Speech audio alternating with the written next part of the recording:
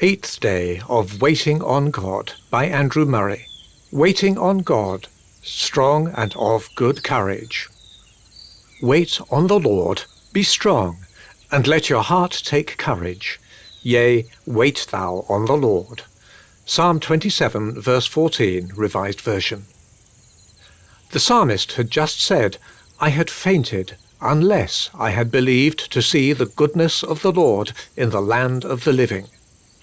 If it had not been for his faith in God, his heart had fainted.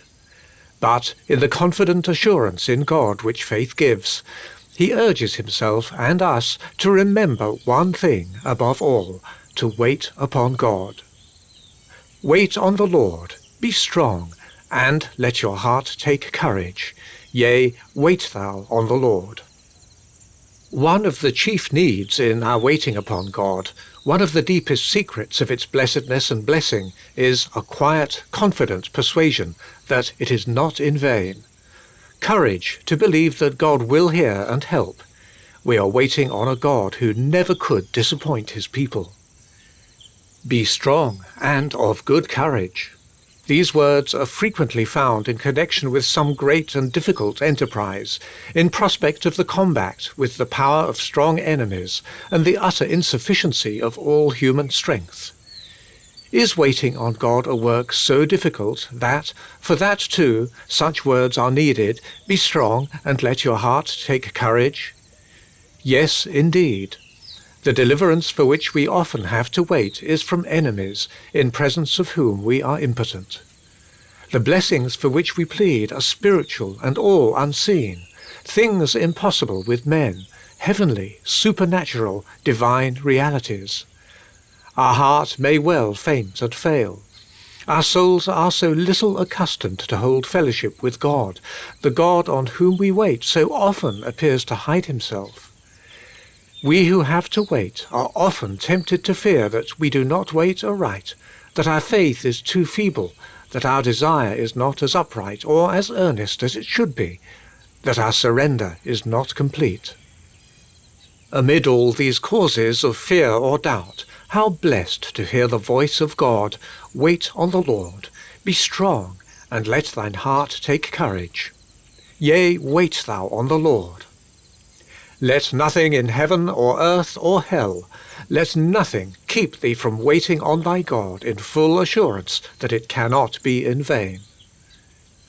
The one lesson our text teaches us is this, that when we set ourselves to wait on God, we ought beforehand to resolve that it shall be with the most confident expectation of God's meeting and blessing us.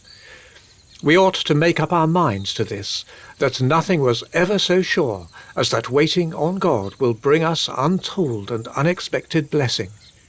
We are so accustomed to judge of God and his work in us by what we feel, that the great probability is that when we begin more to cultivate the waiting on him, we shall be discouraged, because we do not find any special blessing from it.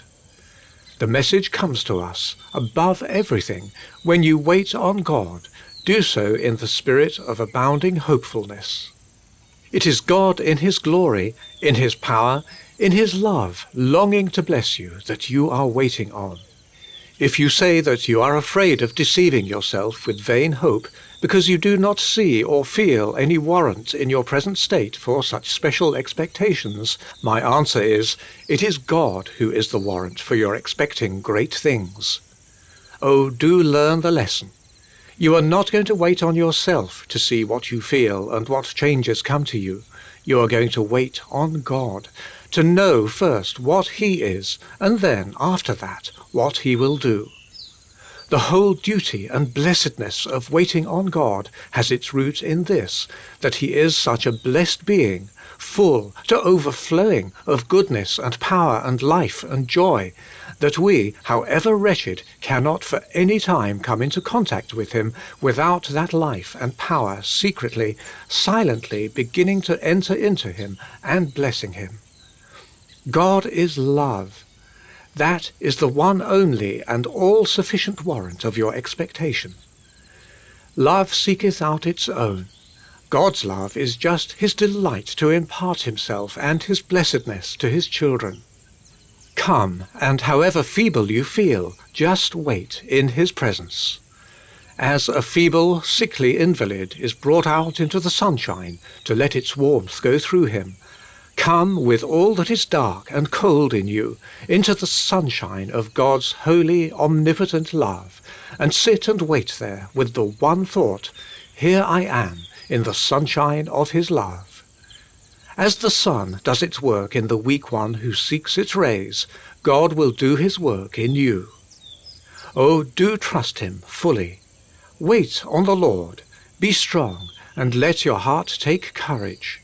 Yea, wait thou on the Lord.